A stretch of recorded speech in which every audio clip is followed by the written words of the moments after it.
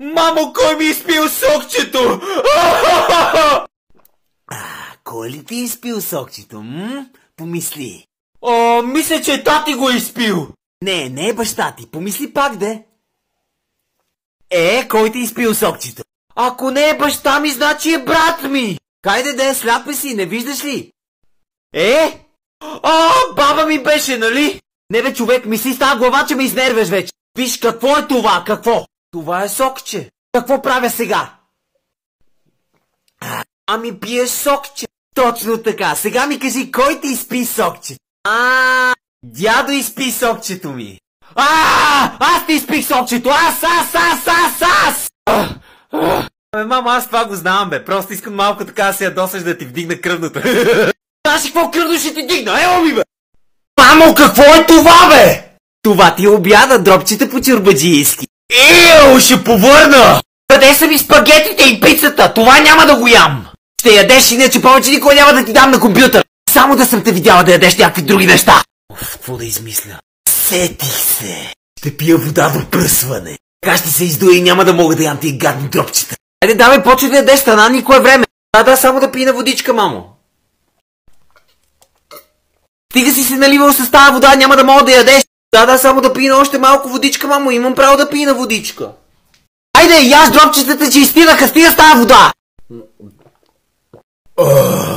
Мамо, напих се, издуми се коремчето, няма да мога да ям дропчета. Нито за обяд, нито за вечеря. Няма страшно, сина, и без това ще готва цял месец твоите любими неща. Дропчета и шкембе чорба. Мамо, виж, това са пурички от твоите любими. Това шоколадовите пурички ли са? Да, те са и са много вкусни. Може ли една пуричка, моля те? Никога! Добре, не, може, ама само при едно условие. Нека да позная. Условието е да играш на компютъра, нали? Много добре ме познаваш, мамо. Добре, имаме сделка. Ето. И просто ще ми дадеш компютъра, ако ти дам пуричките ли? Да, естествено, ето. За първи път получавам компютъра и всичко е наред. Да, и аз за първи път получавам пурички шоколадови и ще си ги хапна.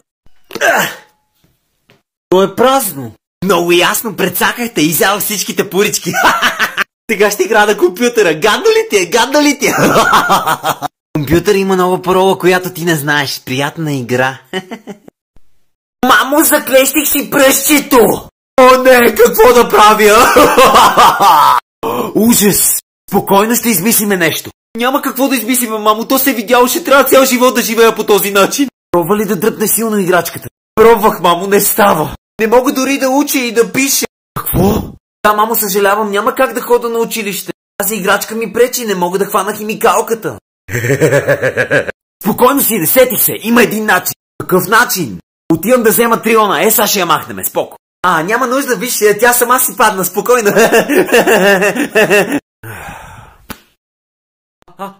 Апчих! На здраве, сине! Мерси, мамо! Апчих! Стига, на здраве! Мерси, мамо, мерси много! Апчих! Какво ти стана, де? Престани да кихаш вече! Добре, мамо, спирам вече, няма повече. Апчих! Престани да кихаш, бе! Да не си алергичен към нещо!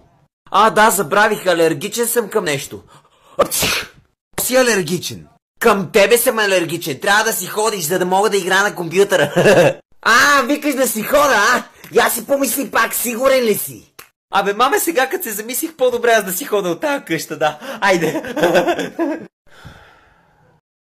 Мамо, взел съм от нашето любимо нещо за хапване. Това да не би да е. Да, точно така, това е пица! Пица! Пица! Пица! Пица! Пица! Пица! Локтете побъркани хора, писна ми само да ви слушам. Пица, пица, пица. Кажете нещо и за сосче. Пица! После хората се чудят защо децата не били нормални. Мамо, брат ми щупи играчката, Джаки черното яке. Какво да правя сега, Боже? Защо света е толкова ужасен? Не мога повече да живея така. Това не е живот. Не е живот. Ох, Боже. Дай ми играчката. Готова ти е играчката. Как го направи? Ти имаш свръхсили. Не, просто играчката е на части и я съединих. Това е. Ето. Аз малко се ядосах и му строших неговите части. Може ли да ги съединиш, маме? Добре, дай му играчката. Аз говорих за неговите човешки части. Ръцете и краката му.